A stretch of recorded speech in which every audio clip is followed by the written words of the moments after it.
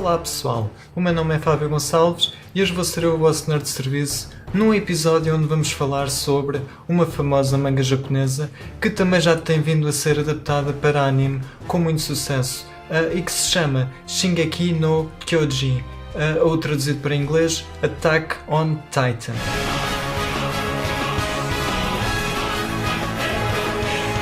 A versão manga já conta com 24 volumes, enquanto que a versão anime já conta com 2 temporadas e já tem aí a 3ª temporada quase a estrear no próximo mês de julho. Em relação à série, essa não foi transmitida ainda cá em Portugal, mas os volumes da manga podem ser adquiridos cá, porém não vêm traduzidos em português.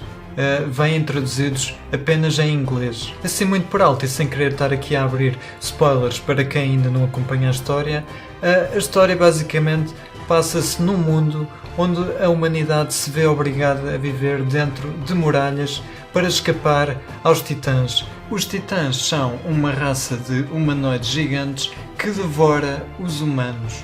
Depois de 100 anos em que a humanidade pôde viver em paz, eis que aparece um titã chamado o Titã Colossal, que acaba por fazer um buraco numa das muralhas, permitindo assim a invasão dos outros titãs, que começam então a criar um autêntico massacre nas zonas habitadas pelas pessoas. Aqui um dos pontos fortes da história é todo este mistério em torno dos titãs, pois no início não se sabe muito sobre as suas origens, nem o porquê de eles comerem as pessoas, visto que eles não precisam de se alimentar dos humanos para sobreviver. Para tornar as coisas piores, e como se já não bastasse a vantagem que os titãs têm com o seu tamanho, estes conseguem ainda regenerar qualquer parte do corpo, tornando-se assim muito difícil de serem mortos. É porém descoberto que estes possuem um ponto fraco que fica localizado na nuca e para tal é desenvolvido um equipamento e um armamento especial que vai ser distribuído por forças militares especiais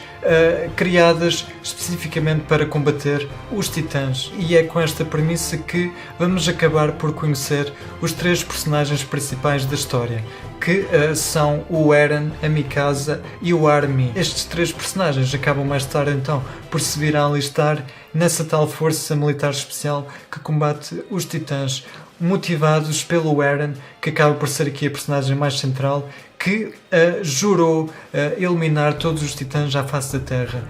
Isto tudo devido a um acontecimento que sucedeu durante a invasão dos titãs e que o marcou muito.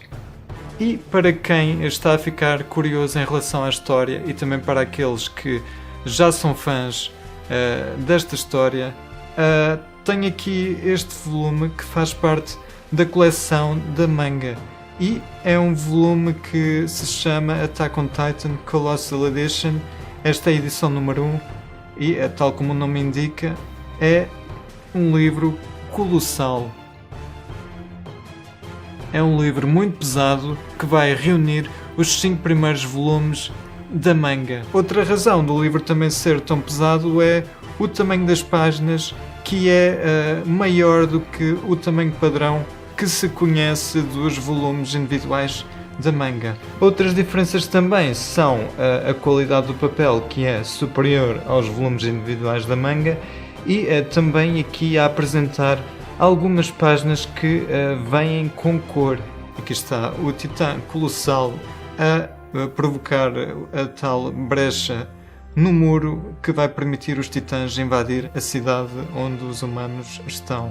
Um dos pontos negativos em relação ao anime e que vai decepcionar os fãs daqueles que acompanham apenas a anime e que estejam curiosos a dar uma vista de olhos aqui à manga é a qualidade dos desenhos, que realmente se destaca pela negativa em relação àquilo que se pode ver na série, onde a arte é realmente muito boa. Aqui é um pouco mais confusa e mesmo os traços das personagens e as anatomias parecem um pouco esquisitas em certas vinhetas. Em termos desta coleção, existem já 3 volumes e o 4º volume penso que vai sair pouco tempo depois do final da 3ª temporada, em meados de agosto.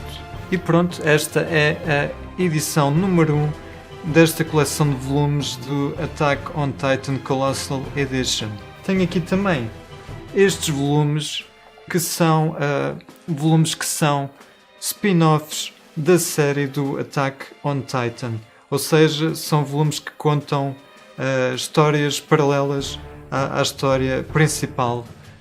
Estes volumes não foram criados pelo autor principal da série Attack on Titan, foram criados por outro artista, mas que foram aprovados por Hajime Isayama. São volumes que contam histórias de duas das personagens principais da série Attack on Titan, e duas das mais interessantes também são elas a Annie e a Mikasa. É uma série de volumes que se chama Lost Girls. Também já está a ser adaptada para anime. Começaram até aqui por esta história da Annie, que foi dividida em 2 episódios, e um dos quais até estreou bastante recentemente. A história da Mikasa também vai ser adaptada e deve sair em agosto deste ano. Estas duas personagens demonstram ter alguma rivalidade e, apesar de terem passados distintos, são passados que se relacionam na medida em que não foram nada fáceis e acabaram por moldar a sua personalidade, tornando-os em personagens com um caráter bastante forte, característico e até um pouco frio.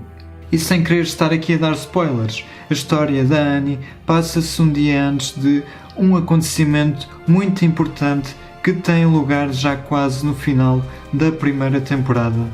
É uma história interessante que nos dá a conhecer um pouco mais sobre a Annie e que só por isso já valerá a pena, principalmente para quem gosta da personagem e quer ficar a saber um pouco mais sobre ela. Aqui a história da Mikasa penso que acaba por não ser tão interessante como a da Annie, porque é uma história que se passa apenas na imaginação da Mikasa, em que ela, a determinada altura, imagina um mundo alternativo em que os titãs nunca chegaram a invadir as muralhas. Em relação à manga, isto é tudo o que eu tenho. Passando agora à série, tenho aqui a edição de colecionador da segunda temporada. Esta é uma edição que traz tanto a versão Blu-ray como a versão DVD e conta com alguns extras especiais. Esta é então a caixa que contém os Blu-rays e os DVDs. Aqui está o Eren e estes são os DVDs. E esta é a Mikasa.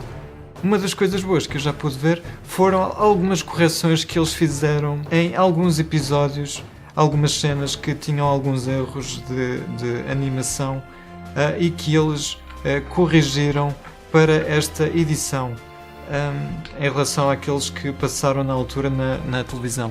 Esta edição traz aqui várias entrevistas com os criadores da série e também com os atores que dão voz às personagens. Vem aqui também com os storyboards das animações dos créditos dos episódios e com uma pequena bio dos personagens principais. Vinha aqui ainda também com este pequeno livro que vem com várias ilustrações das personagens. Em relação às expectativas que eu tinha para esta segunda temporada, eu confesso que não eram assim tantas, também muito devido a alguns problemas que a primeira temporada começou a ter a determinada altura, nomeadamente a problemas de pacing. E ao fim de 25 episódios acabámos por não ficar a saber muito da origem dos titãs e só mesmo no final, no último episódio, é que houve mais revelações.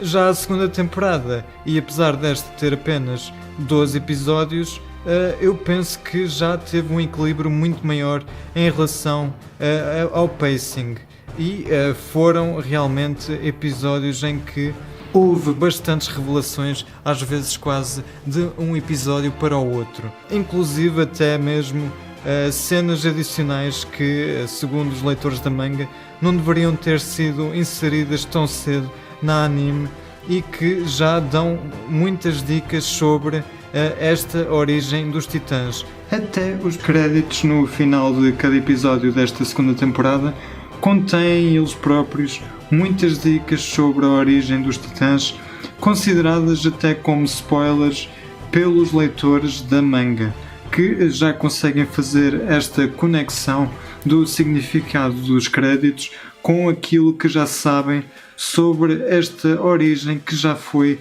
entretanto, revelada na manga. E em relação a esta edição da segunda temporada, a edição de colecionador, são estes os extras que a edição trazia. É uma série muito violenta, daí o rating para maiores de 15. Outro dos pontos fortes, para além da arte, animação e atores que dão a voz aos personagens, é a banda sonora, que é das melhores bandas sonoras que eu já ouvi em animes. As bandas sonoras originais são 3 ao todo. Esta é da primeira temporada, esta também é da primeira temporada e esta é da segunda temporada. A banda sonora assenta que nem uma luva ao tom da história, fazendo uma fusão entre a música mais experimental, épica, eletrónica, rock e até folk em algumas das músicas. A banda sonora, aliada à animação, à arte e às vozes que os atores dão aos personagens, é uma das razões pelas quais eu prefiro, por enquanto, não consultar a manga e esperar pelas temporadas da anime, porque é uma experiência que, de facto, na minha opinião, muito diferente e melhor estar a ver tudo pela primeira vez a acontecer, com toda esta fusão de visuais e sonoridades muito boas. E tenho aqui a figura da Mikasa, aqui a utilizar o tal equipamento, o 3-Dimensional Maneuvering Gear. É uma figura muito detalhada. Isto é de uma coleção da Sega, que também tem outras figuras de outros animes. Posso mostrar aqui a caixa. Aqui vem o nosso bem conhecido logo da Sega. Daquilo que eu vi, são figuras que têm uma relação qualidade-preço muito boas, embora talvez sejam um pouco difíceis de encontrar. Esta veio da Amazon, que o pormenor do brasão, quando a Mikasa ainda fazia parte do regimento de treino. Aqui também podemos ver o inseparável cascol da Mikasa, que vão perceber o porquê dela nunca largar este cascol assim que começarem a acompanhar a história. E por mim é tudo, pessoal. Para quem não acompanha a história, espero que tenham ficado mais curiosos. Para quem acompanha a história, já sabem, julho, terceira temporada. Não se preocupem que desta vez não vão haver aqueles 4 anos de espera que houveram da primeira temporada para a segunda. Não se esqueçam também de subscrever o canal e, dito aqui diretamente pelo Homem-Aranha, já sabem, bons filmes, boas leituras e bons jogos.